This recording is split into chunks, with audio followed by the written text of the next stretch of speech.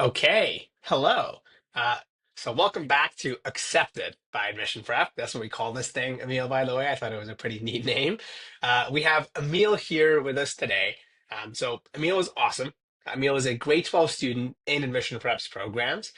Before I introduce you, Emile, do you want to quickly kick off and say hello? Like, do you want to tell us about yourself, when you started with Admission Prep, and where you are now in regards to the university application process? Yeah, absolutely. As already mentioned, I am in grade 12. I live in Ontario, and I started with the admission prep. I was in grade 10, and it was completely different from like what I expected. The amount of support you get it's pretty insane. Like they really help you with everything. And I've been lucky enough to get into Laurier BBA. I got into McMaster's Degree School of Business, and I'm into Guelph's School of Business and Economics. And I'm currently just waiting on U of T Scarborough and then Rotman, which is U of T's Commerce School, and then just Ivy and Queen's Commerce. Nice. Oh my gosh. Okay, that's awesome. I love it. And I was telling Emil that I like to not research too much, like your accomplishments, so I can like genuinely talk to you. So until this moment, I didn't even know you were applying to business programs. So like, why business? Because I know I studied business too. So why business? What drove that for you? Well, both my parents have worked in business like their whole lives, so it's kind of just what I was exposed to when I was young. And all through high school, I really tried to make sure to like really take a variety of courses just to see what I was interested in. And my favorite course in all of high school was grade 12 economics. So for me, that was really just what stuck with me and what I was interested in. Gotcha. Okay, cool. Okay, awesome. And now you've gotten into pretty much you've gotten into a lot of schools now. How many schools have you gotten into now? Three. You've gotten into three schools, and how many are you waiting on? Yeah. Um, I guess I applied to U of T twice, so four. Four. Okay, gotcha. So waiting on the one to come through. And is U of T the dream school, or what's the dream school? Probably Queen's Commerce or Western Ivy. Okay, gotcha. Okay, and we're still waiting on both of those. Yes. Okay, sweet, awesome. So you've gotten into these schools now, and you have, a couple key ones we're still waiting on. Um, you mentioned that the process was insane, with your words. The support was insane. Could you describe what you mean by that? Like why the support was quote unquote insane? Yeah. Going into it, I obviously understood that the goal of it was to help me get into more schools and help with the admissions process, but um it's really just it's really impressive the like I guess all the features there is within the program to help you because obviously there's the winning essays from past students. That was always super helpful when I was writing my supplementary applications and all that. And um there's also like the editing team, and then you have the educators that kind of help you plan out where you're going to apply, what you need to do to like ensure you have all the content needed for your application. And it's just there's help along every single step of the way, which was just not unexpected, but it was just more than I expected. Gotcha. Okay, awesome. That's great. And I also want to get dive a little bit into kind of where you are now and where you thought you'd be. So like what were your aspirations back in grade 10? Like when you first started, what were your aspirations and dreams with the university application process and how did they compare to where you are right now? Um, well, in grade 10, I didn't really know which schools were like super good. Like I was still thinking business back then, but I wasn't like too set in stone or anything. Like I was still considering engineering. I was considering other things, but business was like kind of the main one. And I wasn't I wasn't like too sure how it would go because I I'm not really like the type of student that like just gets good grades like really easily. Like I kind of have to work for it more. I have to study a lot. So grade 10, like I was like, I'll probably get into like a few good schools, but I wasn't really expecting to get into my dream school or anything. And I have to say, like, I'm Mm. really happy with getting McMaster Business and Laurier BBA because those are two of like kind of my reach schools. So those were I was really happy to get those. Yeah, no, I love that. Okay, great. I mean, that makes sense. And then what, like, if you're comfortable sharing and if you're not, that's okay. Roughly, this is a common question we get. Roughly, what do your grades look like right now as a student that's been accepted to these business programs?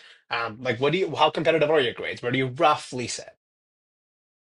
Yeah, so I'm usually like a mid to low 90 student, except for maths. Those are like really like my weaker courses, like in advanced functions this Yes. year I had an 81 and then I had an 84 in calculus, but like the rest of my grades were like all mid 90s. Yeah. So my average came out to be a 90.5 at midterms now. There you go. So 90.5. And I think it's good for students to probably hear that even if you have that lower advanced functions grade, and you're working on it, you're trying to get it higher, of course. The other courses can bring that up, and that's why course Hmm. selection is so important, right? So you have the right Absolutely. courses. Yeah, Yeah. totally. Now, you've dived a little bit into kind of where you are, how happy you are with some of the dream schools you've gotten into. I want to get into the transition process of like transitioning from everyday high school, which is already hard enough for many students, into the world of university applications and becoming a good candidate, working on your profile. It's quite challenging. Like, what was your biggest fear or challenge in the beginning of this process of beginning to build your extracurricular profile, writing essays and interviews? Uh, My fear, I kind of had two fears. First one being content. I wasn't sure um I would have like enough to go off of extracurriculars and things like that. But as I kind of got into grade 12, I got some extra roles within clubs and I did some other things. So, for example, I was vice president of the investment club. I tutored and I had like almost 60 hours of volunteer service, like coaching golf camp. So, like, the more I thought about it, the more I realized, like, I actually did have quite a lot, which I really would not have had I not enjoyed admission prep. You guys, like, really pushed me to do those extra things. Um, and the other fear was, I guess, the interviews because a few of the schools for the supplementary application, they require you to do like an upfront interview. So it's just to the camera, they ask you a random question, you don't know what it is in advance, and you just have to answer based off of like your extracurricular experiences and life experiences. And that kind of scared me because it was the uncertainty of not really like obviously you can prepare to an extent, but you don't know what the question is until you start. And that was scary to Mhm. me, but it turned out pretty well. You just have to like think on your feet and just think outside the box. Gotcha. Okay. Yeah, I mean, yeah, the interviews are really scary for a lot of students, and I assume you prepped for like we helped you prep for those. Yeah, Does that help a little bit? yeah, for sure. Okay, awesome. And now I want to, this is a question we get all the time. Is people, students want to know and families want to know, like, what is a good extracurricular profile to get into these schools? And you mentioned briefly some leadership roles, vice president. Could you just share some of the key parts of your extracurricular profile, things you were involved in and when you started working on them, roughly? Because I know you started early grade 10. Yeah. So, I know like usually admission prep they like when you have initiator roles, leadership roles and member roles. So just to explain those quickly, an initiator role is something like you start yourself. A leadership role is something where you're like, I guess like maybe a mentor or like just leading other people, and a member role is just you're part of the club and you're just participating. Um, I had like a membership role in like STEM club this year in grade 11. Um, and um, Obviously, like a good profile, you kind of need a variety of things because you don't want to just have all your eggs in one basket. So that's that's kind of something I was really focusing on having like STEM club and then I had investment club and then completely different from that, I was like coaching golf. So it was kind of, I think that variety really helped my profile and just like enhanced it that bit more than if I was just all in fully invested into like one subject or one um like yeah, subject, I guess. Yeah, no, that makes sense. Totally. And then with your profile as well, like profile aside, with the whole process, in the beginning, what did you find the most challenging about the university and, scholarship application process? That's a really good question. I think the hardest part was the questions they ask you because I think a lot of universities will ask you these very deep and like multifaceted questions. And the issue with that is being so young, you don't have that much life experience. So that's why it's really important, for me at least, to have a lot of variety in my activities because it allowed me to answer the question from multiple angles or at least have one good answer for the question when it was asked. Um, because like obviously have like getting the most experience you can will just open up the most avenues to answering that question. Yeah. And I was going to ask you how you persevered, but was that mainly just working on your profile to make it diverse, or was there anything else you did to Yeah, overcome yeah. that? Gotcha. Yeah, Okay, definitely. I cool. think. Oh, sorry. No, go ahead. Go ahead. Yeah, definitely working on my profile to like make it more diverse. And I think there was definitely like a lot of preparation involved there because as I said, I knew the questions were going to be difficult going into it, and I definitely had to like work with you guys to prepare, get like some past questions off the internet, and just practice some of those to kind of get an idea of what I'm like going into, you know? Yeah, no, totally. Yeah, that makes a lot of sense. And I also want to know, like, when did admission prep come into the picture for you? Like when did you find us, and what impact were you hoping it's going to have on your application process?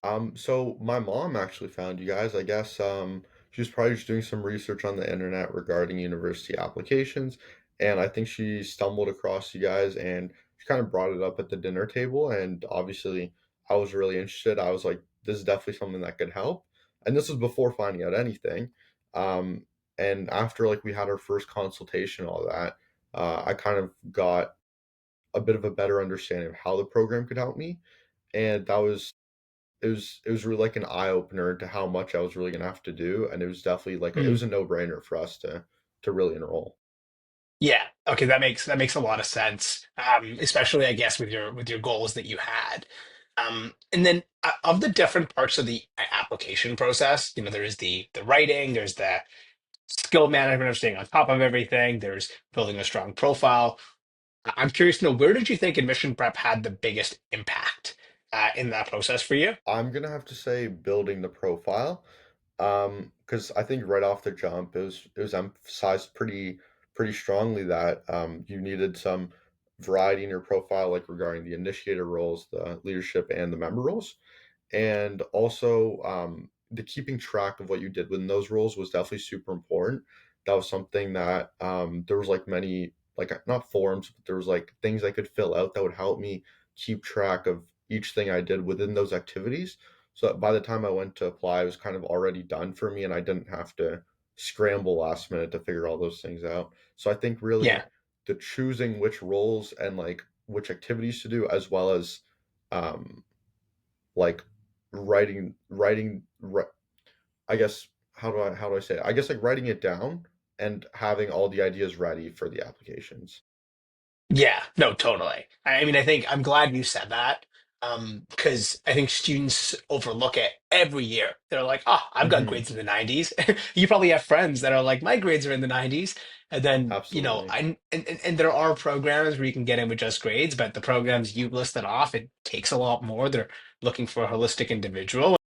I mean, I think also, would you say working in your community has also just helped you grow as a person? Like, you seem quite well spoken from just like speaking with you. Yeah, thanks a lot. I think working like with kids, I mean tutoring, I tutored two young kids, and then when I was coaching the golf camp, they were also pretty young. I think that definitely helped me a lot and like helped me mature as a person because you're kind of like a role model to them, so you have to act a certain way, you have to speak a certain way, and you have to make a good impression. Yeah, totally. And I think like there's a lot of students they think of it as like resume stuffing, but if you're actually just growing along the way and it's helping your resume, like that's an awesome thing. And that's really what we're Mhm. aiming to do with a lot of students. And I also want to know, was there a pivotal moment when you were going through the application process where advice from admission prep or just anybody like around you like changed your approach? Um, Not really within the application process, but before the process, when I started, I quickly realized that it was going to be really competitive. I knew, like, obviously getting into university wasn't a walk in the park, but um, when I first started and I was like hearing what I was going to have to do, that was, it was like, it really opened my mind up to how competitive it was going to be and how much I was really going to have to work for it if I wanted to get into these top programs. Yeah, no, totally. And then were there moments where you felt like you might not succeed? What were those? Yeah, definitely.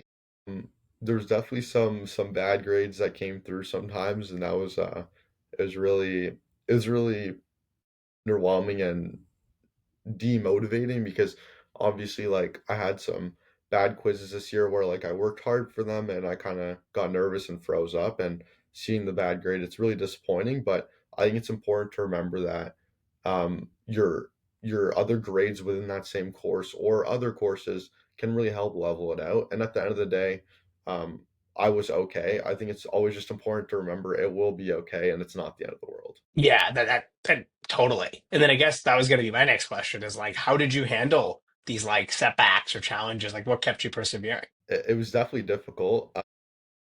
Just there was quite a few days where it felt like it was the end of the world. I was like, "Oh, I'm not going to get in anywhere." But I really didn't expect to get into this many schools this early. I thought I was going to have to wait a little bit longer until after my second semester midterms came out. But yeah, it was really just it's really just accepting the fact that it's happened and you just have to make the best of it from now on. Yeah, that's great advice. That's awesome. And I guess it's good that you were wrong about how quickly you'd hear back from some of the schools. Yeah, So yeah. yeah, it's good that you were wrong about that. Okay, and you've shared a couple times in the beginning as well, even before we jumped on about course selections. And then you mentioned a couple times about the importance of having the right courses to bring up your overall mark, and that's pretty important. I think strategically, students miss that. Could you speak a little bit about that, or like what advice would you have around course selection for anyone that's maybe sitting there thinking they want to take all their AP courses or all the really hard ones? What advice do you have? Yeah, although it may seem impressive that you're doing that, you're going to be swamped in work and your grades simply just won't be as high as if you take some easier courses. I mean, I took like food and nutrition in grade 11. I got 100 in that course. Obviously, like I still had to do some work to get that 100, but it was it definitely lightens the course load and it brings the average up significantly. So I think it's really Hmm. important to obviously take courses you're interested in because when you're interested, it's not as bad to study. Then take some courses that are gonna be a little more challenging that like maybe you need to take like some maths and English, obviously, and then just lighten it up, take some much easier courses that you know it's just like it's just there to help your average and maybe have a bit of fun within it. Yeah, totally. I mean, it kind of sounds like you're just saying just work to your strengths versus like kind of what everyone thinks you should do. Exactly. That's exactly it. Yeah, and we hear that so often where students are like, but my friends are all doing AP. We're like, that's great if you're really confident in it, but you can work on what you're great at, right? Hmm. Okay, love it. And now, reflecting on your whole journey, and I know it's not done. You've already gone into a couple of your dream schools, you have a couple more that are, I think they're hopefully putting the mailing letter in right now for your acceptance.